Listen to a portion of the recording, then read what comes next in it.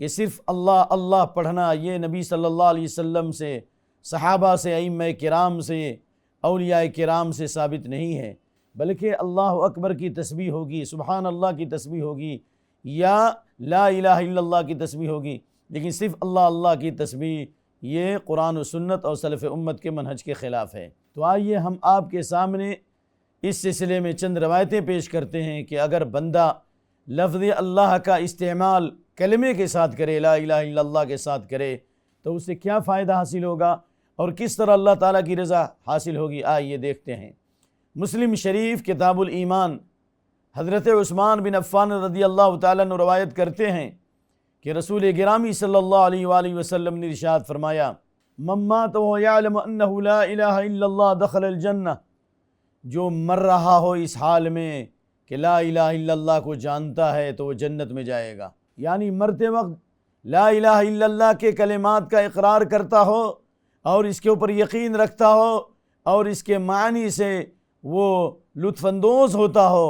تو وہ جنت میں جانے کا مستحق ہے۔ اس کا مفہوم مخالف یہ ہے کہ زبان سے کہہ دیا توحید کا دعویٰ تو کیا حاصل، دل و نگاہ مسلمان نہیں تو کچھ بھی نہیں۔ زبان سے صرف لا الہ الا اللہ پڑھنا یا اللہ اللہ پڑھنا یہ کافی نہیں ہے، بلکہ اس کا علم ہونا ضروری ہے، اس کلمے پہ یقین ضروری ہے، اخلاص ضروری ہے، کلمے کے تقاضے پر عمل کرنا ضروری ہے، اور اللہ سے سچی محبت بھی ہونا، اور اللہ کے علاوہ تمام چیزوں کا انکار کرنا۔ تب اللہ تعالیٰ اس کلمے کی عظمت اور اس کی افادیت بندے کے دل میں ڈالے گا، اور یہ کلمہ اس کے لیے نجات کا ذریعہ بنے گا، جس کے بارے میں حدیث ہے کہ اللہ کے رسول صلی اللہ علیہ وآلہ وسلم نے ارشاد فرمایا،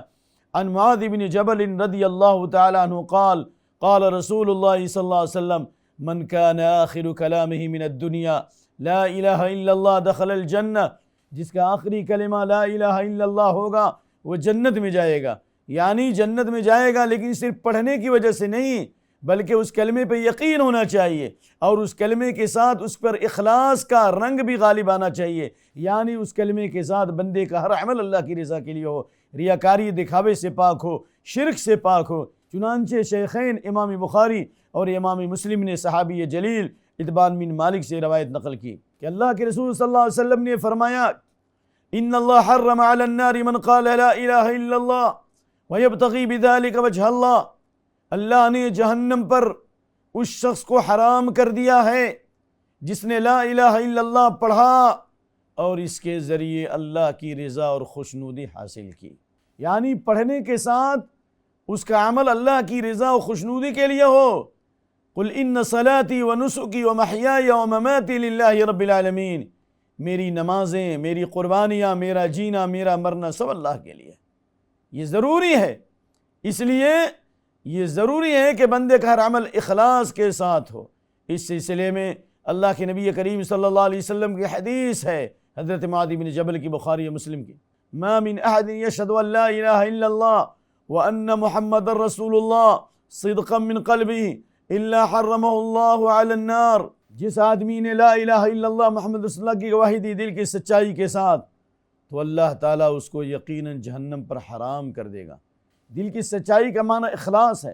دل کی سچائی کا معنی یقین ہے، دل کی سچائی کا معنی اللہ سے سچی محبت ہے، دل کی سچائی کا معنی اللہ کے ساتھ وفاداری ہے، دل کی سچائی کا معنی اللہ کے قانون پر عمل کرنے کا جذبہ ہے۔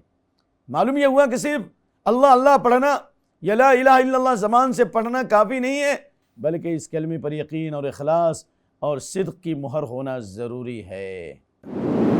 مرسی ٹی وی کے مزید ویڈیوز کے لیے ہمارے چینل کو سبسکرائب کریں اور بیل آئیکن کو ضرور دبائیں۔ جزاک اللہ خیرا۔ مرسی ٹی وی، پیغام رحمت۔